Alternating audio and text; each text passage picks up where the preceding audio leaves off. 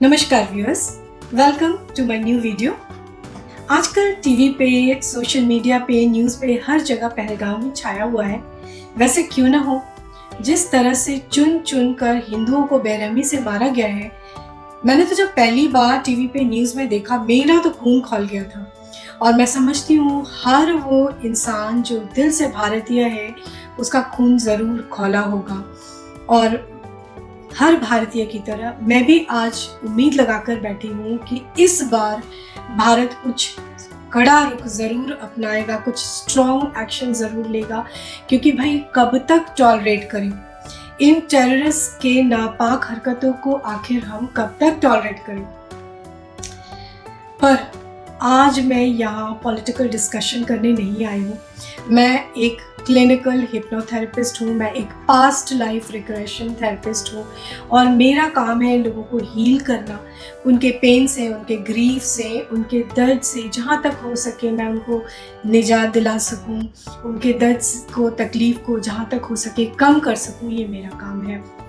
और आज मैं आई हूँ लोगों के पेन, लोगों के ग्रीफ, लोगों के मेंटल स्टेट को हाईलाइट करने, जब वो इस तरह के हादसों से गुजरते हैं जहाँ उनको सडनली अपने लव्ड वंस को खोना पड़ता है, चाहे वो टेररिस्ट अटैक ही क्यों ना हो या फिर किसी और तरह का हादसा हो, चाहे वो किसी तरह का रोड एक्सीडेंट हो, रोड रेज हो, या फिर कोई बीमारी ही क्यों ना हो। फॉर एग्जांपल, अगर आपके लव्ड वन को सडनली आपको पता चला कि उनको कैंसर है, लास्ट स्टेज का कैंसर है, उनके पास अब ज़्यादा वक्त नहीं बचा, तो इन सारी घटनाओं में जहाँ suddenly out of the blue हम अपने लव्ड वन को खोते हैं और कुछ ऐसा होता है जो हमारे बियॉन्ड इमेजिनेशन होता है, तो जो हम शॉक से गुजरते हैं, ये पूरा हादसा एक पर्सन के लिए बहुत ही ओवरवेलमिंग हो जाता है और बहुत शॉकिंग हो जाता है।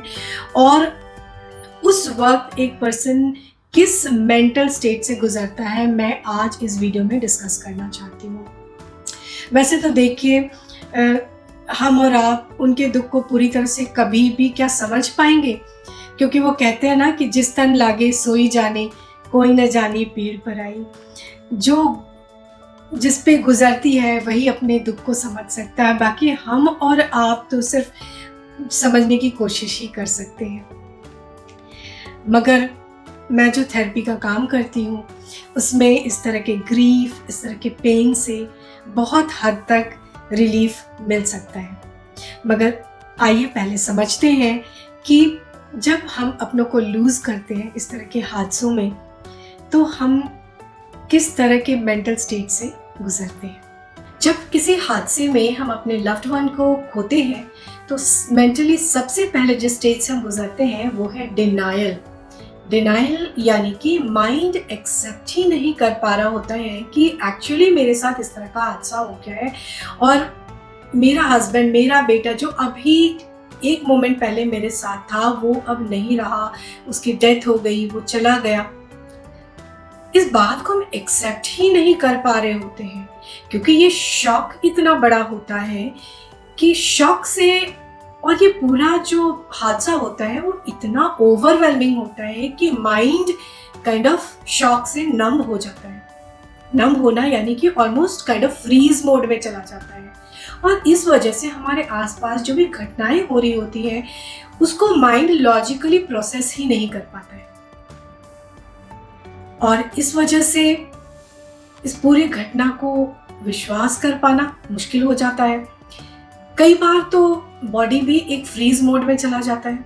ऐसा लगता है मानो हमारे शरीर में कोई एनर्जी नहीं बची, बॉडी पे कंट्रोल ही नहीं बचा, बॉडी फ्रीज कर गया हो शॉक से। डिसबिलीफ, पूरे टाइम हम यही सोच रहे होते हैं कि हमारे साथ ऐसा कैसे हो सकता है, ये क्या हो गया। Total disbelief. और ये स्टेज कितना लंबा चलेगा ये कहना बड़ा मुश्किल है, क्योंकि डिपेंड्स कि ये शॉक कितना बड़ा है। Also depends on us, because हम ह्यूमन बीइंग्स हैं, हम बहुत डिफरेंट हैं और पेन से डील करने का तरीका हम सबका डिफरेंट है, हम सबका कैपेसिटी डिफरेंट है शॉक को हैंडल करने का।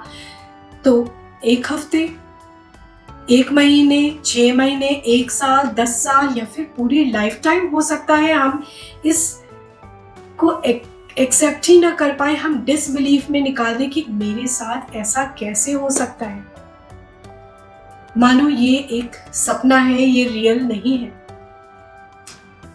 तो फाइनली जब हम इस स्टेज से निकलते हैं, इस बात को हम एक्सेप्ट करते हैं कि हाँ ऐसा कुछ हो गया है, तो हम अगले स्टेज में जाते हैं which is anger.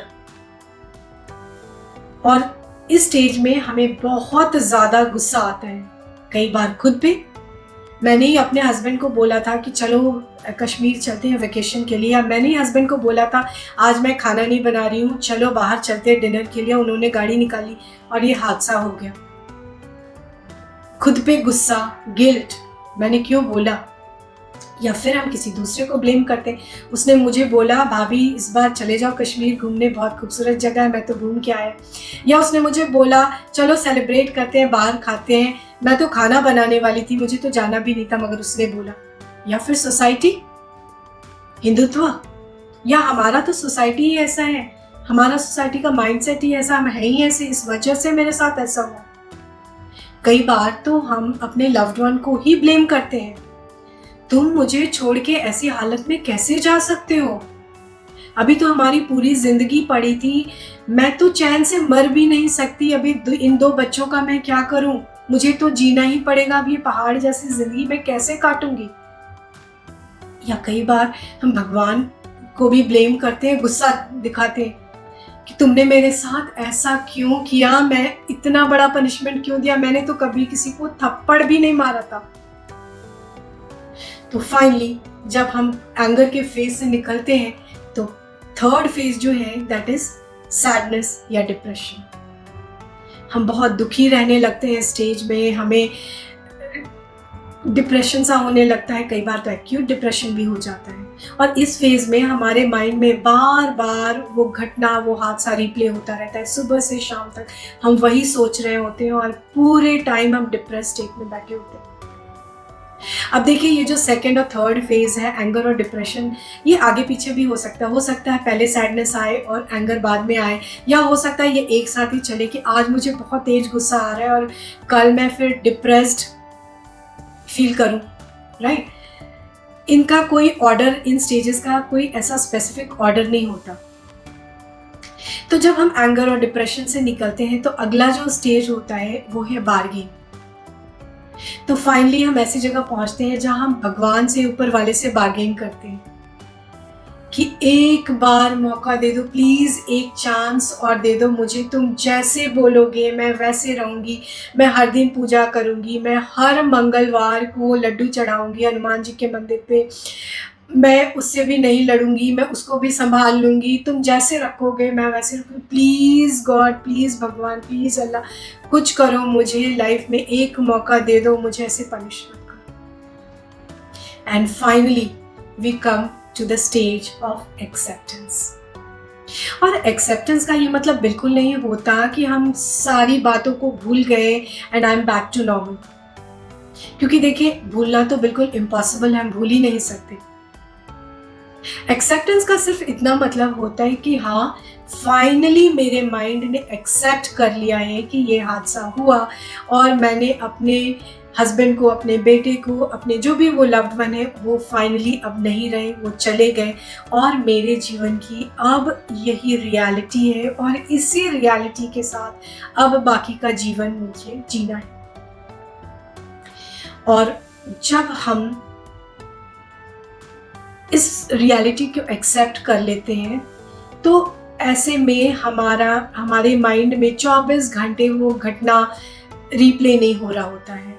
We start living more in the present and start thinking of the future. क्योंकि सच तो ये है कि हमारे लाइफ का जो भी ग्रीफ है, जो भी पेन है, जो भी हमारी परेशानियां हैं, जो भी लॉस है, उन सब से लड़ते हुए, उस पेन से लड़ते हुए हमें आगे बढ़ते जाना है, क्योंकि ज़िंदगी तो यही है, ज़िंदगी चलते रहने का ही नाम है। और इस वजह से, और एक्चुअली इसी स्टेज पे यहीं पर आके मेरी थेरेपी आपकी मदद करती है। कैसे थेरेपी के द्वारा आप अपने ग्रीफ को, अपने पेन को, उस हादसे को, उस लॉस को आप एक्सेप्ट कर पाते हो, और कैसे आप अपने फ्यूचर की तरफ अब देखना शुरू करते हो। क्योंकि देखिए, सबसे बड़ा जो सवाल होता है ऐसे में वो ये होता है कि मेरे साथ ऐसा क्यों हुआ, और मेरी थेरेपी आपके इन सवालों का जवाब ढूंढने में आपकी मदद करती है and helps you heal to some extent and look forward in life. So, thank you for watching my video. Take good care of yourself. Take good care of your physical health, और physical health से भी ज़्यादा अपनी mental health का बहुत ज़्यादा ख्याल रखिए, because when you're mentally happy, healthy, it helps you move forward in life. So take care. Bye bye. Namaskar. Thank you so much for watching.